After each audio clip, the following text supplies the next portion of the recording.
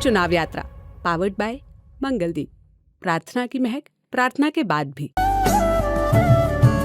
प्रार्थना की महक प्रार्थना के बाद भी। कई बच्चों की पढ़ाई महाराष्ट्र बोर्ड में होती है तो मराठी में ही होती है, और वो बच्चे जब यूपीएससी के लिए जाते हैं तो मराठी ऑप्ट करके भी आप यूपीएससी दे सकते हैं। तो उन बच्चों का अनुभव कैसा है? देखिए, मैं अभी 2 साल से मेंटरशिप भी कर रहा हूँ और स्टेट पीसीएस भी प्रिपेयर कर रहा हूँ। क्या नाम है सर आप? मेरा नाम है संदीप मोरे।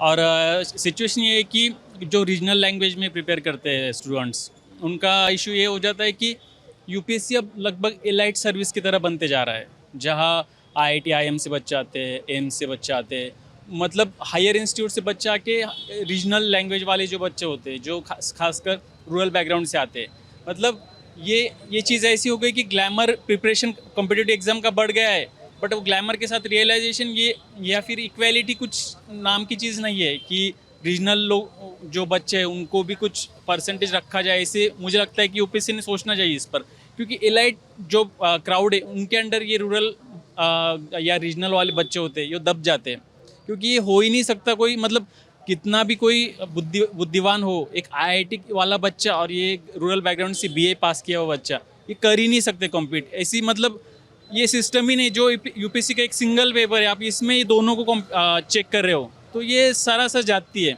मतलब आप एक साइड में बोलते हो कि कौन से स्टेज में प्रॉब्लम आ रही है मराठी बच्चों को? रिटर्न के स्टेज में ज़्यादा प्रॉब्लम आती है उनको, और इंटरव्यू में भी रीजनल लैंग्वेज का ऐसे, मतलब आप पिछला ट्रेंड देखोगे तो ऐसे कभी हुआ नहीं है कि रीजनल लैंग्वेज में इंटरव्यू दिया हुआ बच्चा हर बार 100 पैनल में मराठी स्पीकिंग फिर पैनल बैठता होगा, वहाँ भी एक ट्रांसलेटर होता है, बट ऐसा कभी हुआ नहीं कि किसी ने रीजनल लैंग्वेज में इंटरव्यू दिया और वो टॉप कर गए या रेगुलरली टॉप कर रहे हैं कोई रीजनल लैंग्वेज वाले। तो जनरली बायस हो जाती है चीज़ें कि इंग्लिश वाले ही टॉप करते हैं।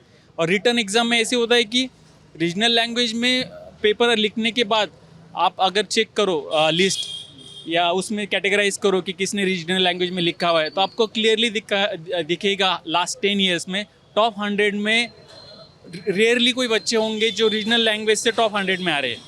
तो ये सारा ये एलाइट सर्विस की तरह हो गया है कि आपको ऑफिसर्स चाहिए काम करने के लिए रूरल एरिया में, और आप ले रहे हो एलाइट लोग जिनका कुछ लेन देन नहीं उस चीज़ से, और आपको रीजनल लैंग्वेज में लोग चाहिए ना। इंग्लिश में तो काम नहीं कर सकते आप कलेक्टर ऑफिस में जाके इंग्लिश में बात करोगे तो किसान इंग्लिश में थोड़ी आपके साथ कन्वर्सेशन करेगा।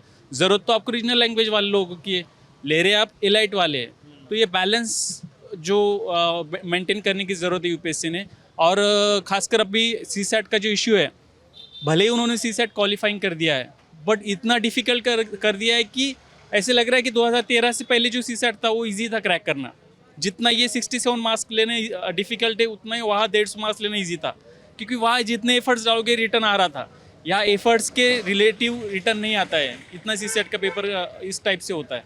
और जीएस का भी पेपर इतना, या मतलब रीजनल जो लोग हैं या रूरल बैकग्राउंड से, उनसे भी इतना कैप्चर नहीं होता जल्दी, उतना जीएस का पेपर डिफिकल्ट हो चुका है। तो यूपीएससी कट ऑफ 60, अब रिसेंटली प्रीलिम्स का पीटी का कट ऑफ लगा है 74 मार्क्स। तो कट ऑफ अगर 100 के ऊपर जा रहा है तो दिक्कत क्या है? आप उसको इतना डिफिकल्ट और इतना एलाइट क्यों कर रहे हो कि कट ऑफ 75 के अराउंड रहे और बस आईआईटी आईएम या टॉपर इंस्टीट्यूट के बच्चे ही वहाँ पर आ सके। तो आप एक बार यूपीएससी ने ये सर्वे करना चाहिए कि जब से मतलब खासकर 2017 के बाद से कितने बच्चे रूरल बैकग्राउंड से क्वालिफाई कर रहे हैं प्रीलिम्स, मेंस या इंटरव्यू, और regional language speaking, actually regional language. Vikas Divyakirti sir ने भी ये मुद्दा बहुत बार उठाया है, और ये ज़रूरी भी है। आप डिसाइड ही कर लो कि कोटा कि रीजनल लैंग्वेज का इतना होना चाहिए, क्योंकि वो बहुत ज़रूरी चीज़ हो गई है। क्योंकि ये कम्पीट ही नहीं कर सकते रीजनल लैंग्वेज वाले बच्चे इंग्लिश जो लिख रहे हैं। देखो, मैंने भी इंग्लिश में लिखा है, क्योंकि मेरा एजुकेशन मतलब पीजी तक इंग्लिश में हुआ था, तो आई नो कि मैं कर सकता था। बट अदर बच्चे नहीं कर सकते, क्योंकि मेरे जो स्टूडेंट्स हैं खुद ही, तो उनको दिक्कत आती है। तो उस वक्त मुझे कहीं ना कहीं लगता है कि इनके साथ जाती हो रही है कि नहीं, ऐसे नहीं होना चाहिए था। मतलब किसी ने गरीब घर में या रूरल बैकग्राउंड में पैदा होना पाप थोड़ी नहीं, और ऐसे नहीं कि कोई गरीब पैदा हुआ है तो आईएएस नहीं बन सकता।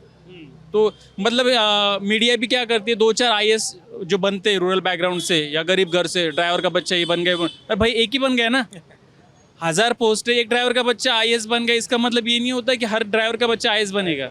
तो ये जो मीडिया कैंपेन चला जाता है कभी कभी कि गरीब लोगों घर से बच्चे आके, तो उससे क्या होता है, इन्फ्लुएंस हो जाते हैं गरीब बच्चे, सारे पढ़ने आते हैं, बट उनको कहाँ पता होता है कि यहाँ ये ट्रैप है, ये बस ग्लैमर है, बट अंदर आने के बाद पता चलता है कि ये सिचुएशन ऐसी नहीं, ये स्पेशल इलाइट क्लास के लिए ही बना है चीज़।